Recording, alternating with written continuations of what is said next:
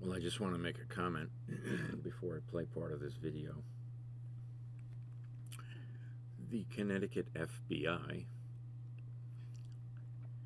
is assisting Antifa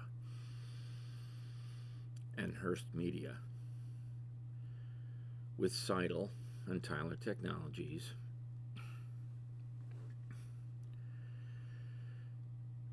using Antifa to torture people and worse. And I've asked to speak with them, 100 times, and they refuse. So watch this video. In the end, they're all going to jail at some point. We will get you. Welcome to Heroes Behind Headlines. I'm your host, Ralph Pizzulo. In today's special episode, we're breaking the story of a shocking 4-year investigation into election fraud in the United States and other countries, carried out by a group of government whistleblowers, which is the subject of my new book, Stolen Elections: The Plot to Destroy Global Democracy, which releases this month. Among the government whistleblowers is former CIA operations officer Gary Berntsen. For those who haven't heard his name before, Gary Berntsen is arguably the most decorated CIA officer in recent history. It's my great honor to welcome government whistleblower and former CIA operations officer Gary Berntsen as today's hero behind the headlines.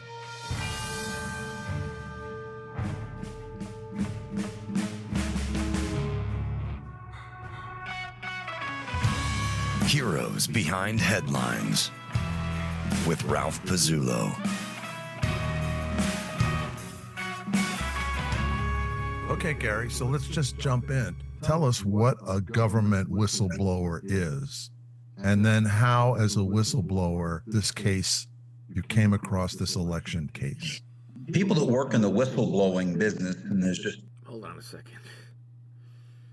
I went to Connecticut in 2000 as a whistleblower against Bernie Madoff. And what did they do?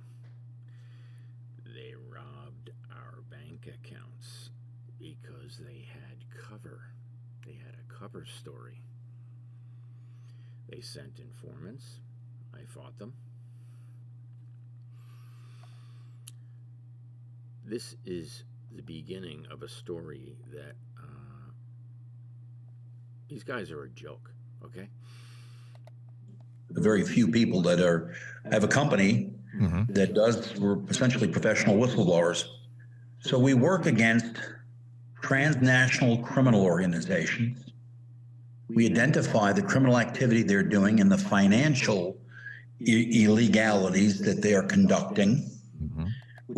The biggest criminals in Connecticut are the clearing firms that work for the hedge funds. Not Ray Dalio, not BlackRock. The clearing funds, the NFS, the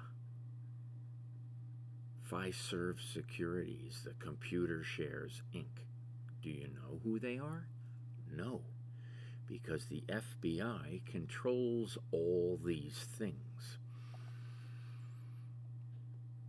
We collect information on that, which is their money laundering efforts.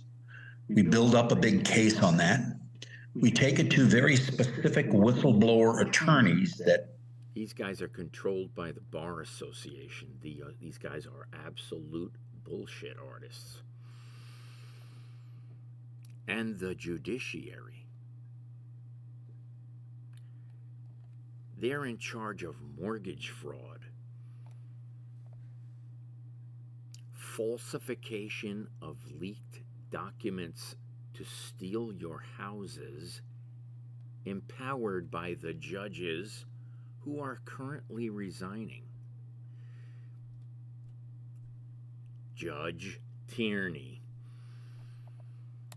What did he do about Judge Tierney? Nothing. We work with. We present that information to them as like it's a criminal case, a major criminal case. And they do a write-up like an indictment. And then they take that indictment, that document, which is called a filing, and they give that filing to the Department of Justice, the Department of Treasury, FinCEN. There's probably 8 different major whistleblower programs that you get paid under. But primarily what we're getting paid by is you get paid on the bank They're getting paid. fines. And it's like 30% of the bank fines. It used to be up to 30%. It'd be like 15 to 30%. But then Senator Grassley, who was sort of like the father in the Senate of whistleblower programs, made an adjustment to it, and it's actually very economical. You get paid really well, but it takes years. And so someone like us will go and we'll try to get finance.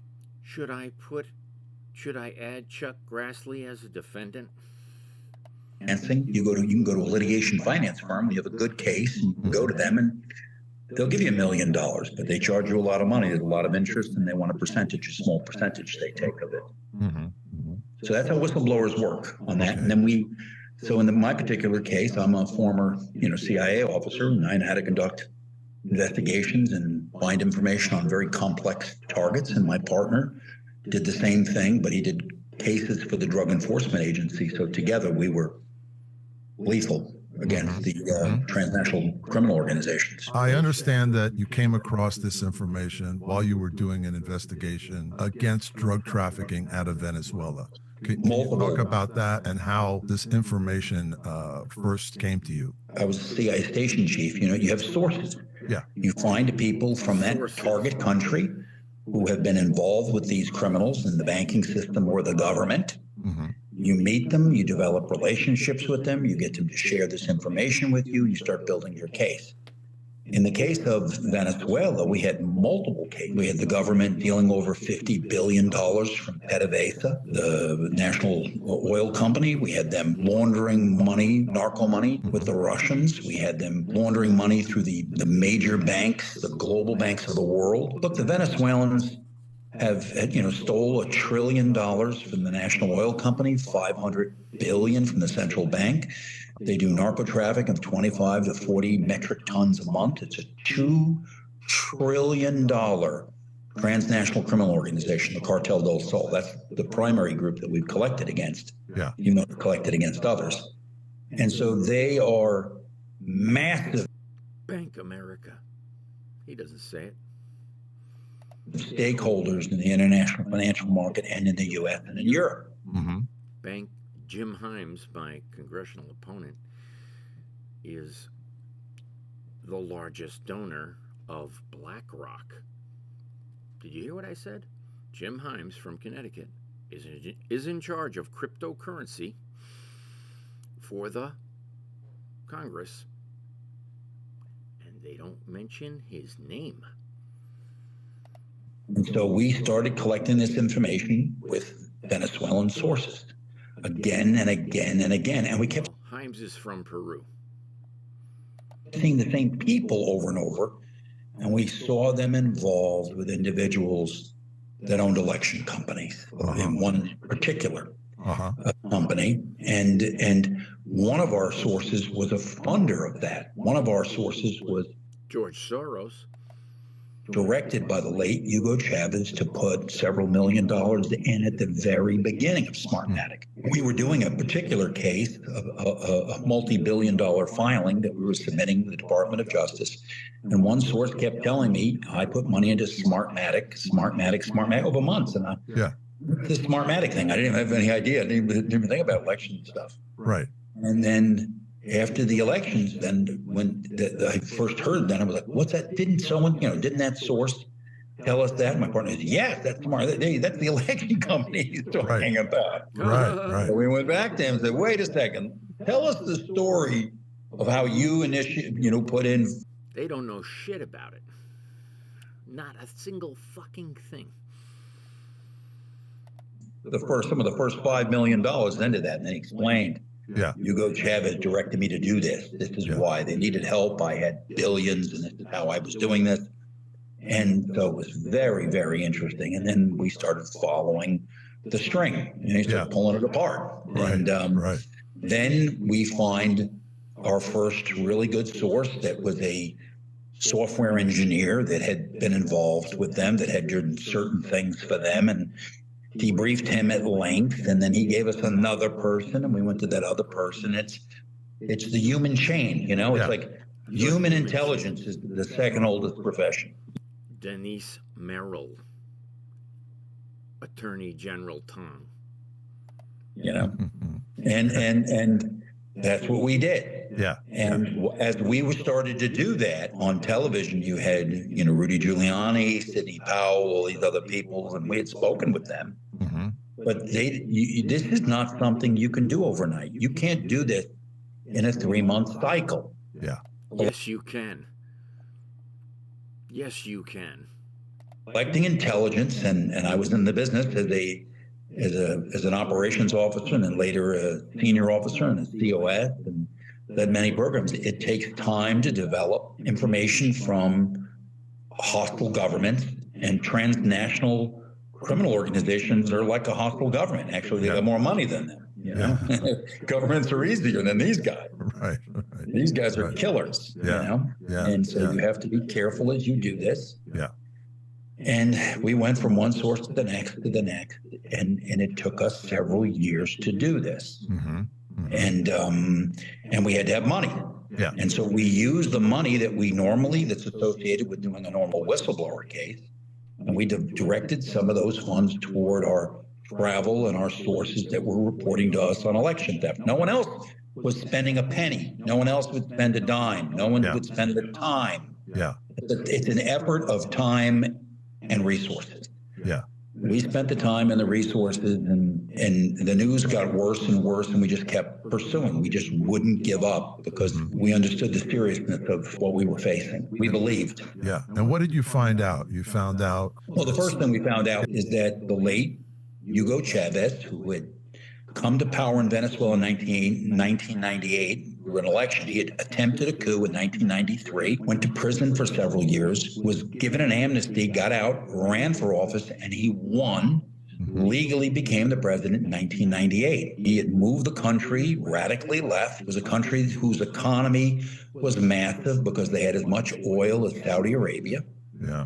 And they had a banking system there that was linked to the United States, and their oil was linked to the American refineries. It's kind of a dirty oil, but it's linked to the refineries in Texas and Louisiana. And it was a really big prize. Yeah. And Hugo Chavez moved it left, and then he had in the Constitution that they could do a recall against him, and he was facing recall in 2003. He was very close to the Cuban intelligence service. As of 1993, he was an asset of the Cubans.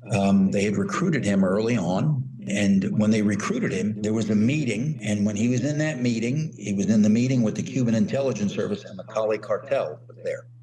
The Cali cartel was told, you're going to finance this at the direction of the Cuban DGI. So for his coup, 1993 was coordinated with the Cubans, and then the Cali cartel was funding him. Wow. Those guys were arrested, went to jail, the two brothers in the United States. One's just died. So in 2003, he's facing recall, and the Cubans say, the only way you survive is you're going to have to steal the election. So you need to take control of the election. So Jorge Rodriguez, who worked for him, was the head of the Consejo National Election. He had an individual that had a hardware company. So he had a guy named Majed Khalil, who was close to him, who was a Shia Lebanese guy that had immigrated to Venezuela. They found 3 engineers. The engineers were Antonio Mojica, Roger Peñate, and Alfredo Anzola. Those 3 individuals were graduates of Simón Bolívar University, a very fine university, best university in Venezuela, and its computer program is linked to the computer program in MIT, Massachusetts Institute of Technology, which is a pretty good university. Actually, the president of MIT for the last couple of years is the Venezuelan. Realize that. Yeah.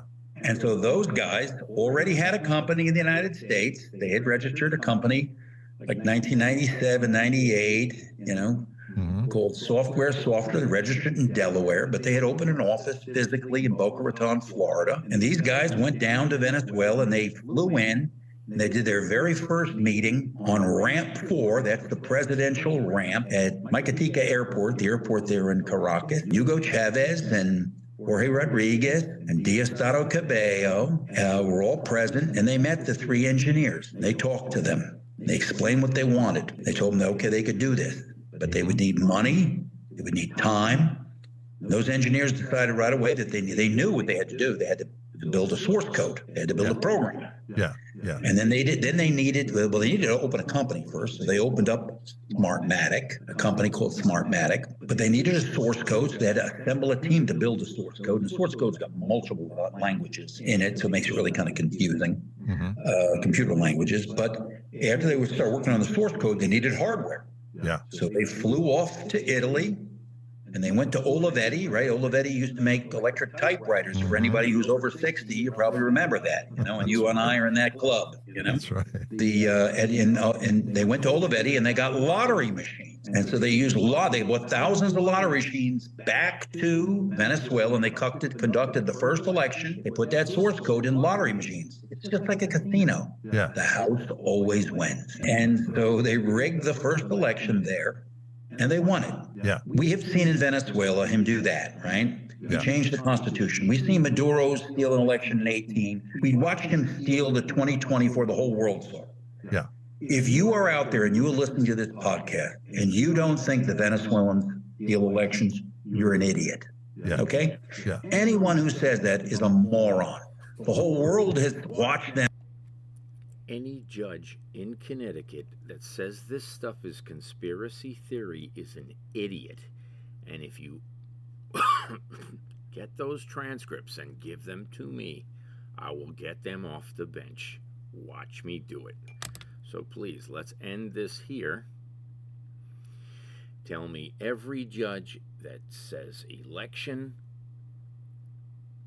the rigging of elections is conspiracy theory, and I will find the source code and I will get them disbarred. Are we on the same page? Maybe not. Let's end this here and continue the conversation later. Thanks.